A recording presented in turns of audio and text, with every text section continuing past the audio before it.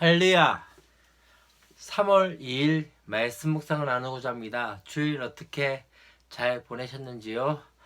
계속 코로나19 사태로 인해서 점점 더 확진자가 늘어나는 상황 가운데서 교회에서 예배 드린 것들이 이제 통제가 되어지며, 또한 그로 인해서 유튜브로 인터넷으로 지금 예배를 드려지는 곳들이 많아지고 있습니다. 저희 교회도 그러는데, 그런 모습들 가운데 참 안타까운 마음도 있지만, 중요한 것은 이 일들을 통해서 하나님께서 왜 그 일들을 행하게 만드셨는지에 대한 부분들을 좀 생각했으면 좋겠다는 그런 생각들이 있습니다. 어, 어쩌면은 포로기 때에 이스라엘 백성들이 성전이 회파되었을 때, 그로 인해서 성전 예배가 끝난 것들이 아니라 오히려 더 진정한 성전의 예배가 시작된 것을 우리는 기억하셔야 합니다. 다시 말하면 성전이 무너졌기 때문에 하나님을 예배하지 못했던 것이 아니라, 성전이 무너지면 말며 다시 한번 하나님 앞에 얼굴을 구하며 하나님의 긍휼을 구하며 나갔던 이스라엘 백성들의 모습들처럼, 어쩌면 우리 가운데 지금 이렇게 되어진 상황들 가운데 다시 함께 모여서 예배할 때 우리의 마음 가운데 신령과 진정으로 하나님 앞에 예배할 수 있는 그 은혜들, 또한 함께 예배한 것들이, 공동체에서 예배한 것들이 얼마나 우리에게 소중한 것인지를 다시 한번 깨닫고, 이제는 더욱더 우리의 예배의 모습들이 달라졌으면 좋겠다는 생각이 들어집니다. 오늘 또 우리가 함께 볼 말씀은 마가복음 1장 21절부터 34절까지 말씀입니다. 본문 내용을 읽습니다. 이제 예수님께서는 예루살렘으로 가셔서 말씀을 증거하시는 것이 아니라 이 가버나움에 들어가셔서 회당 안에서 말씀을 가르치기 시작합니다. 그 말씀들이, 그 교훈이 서기관들이 전하는 것과 다르게 진짜 권위 있는 자의 말씀과 같은 것을 바라보면서 사람들이 놀라게 되어집니다.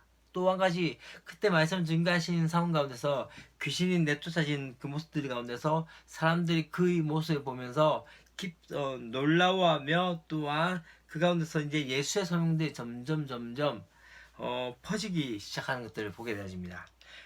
그리고 난 다음에 어떻게 되어집니까? 바로 회당에서 나와서 야고보와 또한 요한과 함께 시몬과 안드레의 집에 들어가게 되어지고, 시몬의 장모가 열병으로 누워있는 상황 가운데서 고치신 사건이 나타나게 되어집니다. 그리고 이제는 어떻게 됩니까? 마지막으로 저물어서 해가 저물어진 상황 가운데서, 그 가운데서 이제 어떤 모습이 나타납니까? 바로 병자들과 귀신 들린 사람들이 예수님께 와서 고침을 받는 모습들과, 또 한 가지는 바로 귀신들이 예수님을 알기 때문에 예수님의 정체에 대해서 말하고자 할 때 그것을 금지시키는, 그것이 오늘 본문 말씀에 있는 것입니다. 첫 번째 우리가 보고자 하는 것은 바로 예수님의 말씀에 대해서 권위 있는 교훈이라는 것이죠. 다시 말하면 단순히 서기관과 또한 많은 그 당시에 말씀을 가르쳤던 그런 어떤 랍비의 말씀과 달리, 그 말씀은 바로 율법의 정신을 알고 계셨고, 또한 그 가르침 가운데 하나님께로부터 왔던 근본적인 말씀이었기 때문에 그 말씀이 달랐던 그 모습들을 보게 되집니다. 참 중요한 것 중에 하나는, 저도 말씀을 증거하는 사람으로서, 말씀을 전하는 사람으로서 참 중요한 것 중에 하나는, 어떤 전통이나 우리에게 있는 그 어떤 다른 어떤 신학적인 면보다 더 중요한 것은 이 말씀이 진짜 살아서 움직이고 또한 살아서 역사하시는 말씀이라는 것을 우리가 바라봐야 하며, 그 말씀 가운데 우리 자신을 내려놓는 시간들이 되어져야 하며, 또 한 가지, 말씀을 가까이 하는 그 삶이 되어져야 하지 않나라는 생각이 들었습니다. 그럼 이제는 23절부터 28절까지 말씀 가운데, 이제는 그 말씀이 어떠합니까? 귀신을 내쫓는 역사가 있게 되어진 것들을 볼 수 있습니다. 다시 말하면 모든 영적인 존재들이 바로 예수님의 말씀에 순종하는 그 모습들을 보게 됩니다. 나는 어떠할까요? 여러분은 어떠하십니까? 그분의 말씀이 진짜 하나님의 말씀으로 들리며, 또한 그분의 말씀을 통해서 우리의 영혼이 다시 한번 살아나는 역사를 맛보시고 계십니까? 아니면은 순종하지 못하면 말미암아 그냥 힘없는 생명 없는 그런 말씀으로 전해지고 있지는 않습니까? 이제 그러고 난 다음에 이제 어떤 일이 일어납니까? 바로 회당에서 가르치시고 난 다음에 바로 시몬과 안드레의 집에 방문해 가시는 모습들이 있게 되어집니다. 예수님께서 계신 곳은 사람들이 함께 있었던 곳이죠. 예수님께서 계셨던 곳은 어쩌면 또 예수님의 도움이 필요했던 그 사람들 가운데 계셨던 것이죠. 여러분 참 중요한 것 중에 하나는 그런 것 같습니다. 내가 있는 곳에 나를 필요로 하는 사람들이 있다는 것들. 또한 내가 필요한 그곳에 가 있는 것이 어쩌면은 우리의 존재감이 나타나는 것이 아닌가 하는 생각이 들어집니다. 그렇기 때문에 그리스도인의 모습 중에 하나는 나를 필요한 곳에서 내가 쓰임 받는 것들, 그것이 되어져야 하지 않을까라는 생각이 들어집니다. 시몬의 장모의 열병 가운데 예수님께서 가셨던 것처럼 어쩌면은 우리 가운데 소외된 계층 가운데 다시 한번 나가야 할 은혜가 있어야 되지 않을까요?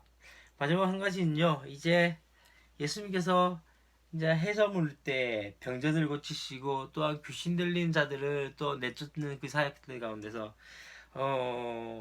바로 이 귀신들이 예수님이 누군지를 알고 있어서 또 그 가운데 어떻게 합니까? 그 이야기 하고자 할 때 예수님께서 그렇게 하지 못하게 만드셨습니다. 한번 생각해 보십시오. 단순히 예수님을 자신을 알리시기 위해서면 어쩌면은 귀신 들린 자들이 막 그 예수님에 대해서 이야기했다면은 더 사람들이 믿지 않을까요? 근데 예수님께서는 그렇게 하지 않으셨습니다. 어떤 기적과 어떤 능력보다 더 중요한 것 중에 하나는요. 예수님께서는 바로 자신을 십자가의 고난과 부활의 사건을 통해서 제자들이 또한 예수 믿는 사람들이 인격적으로 그분을 만나고 그분의 그 어떤 능력보다 그분이 행하셨던 그 일들 가운데 나오길 원하셨던 것 같습니다. 그렇기 때문에 어쩌면은 주님께서는 이 귀신 들린 자들이 예수님의 정체를 밝히는 것보다 더 중요한 사실은 바로 십자가의 고난과 부활 사건으로 우리에게 다가오실 그 예수 그리스도 진짜 예수님을 알아가는 모습이 필요하지 않았을까요?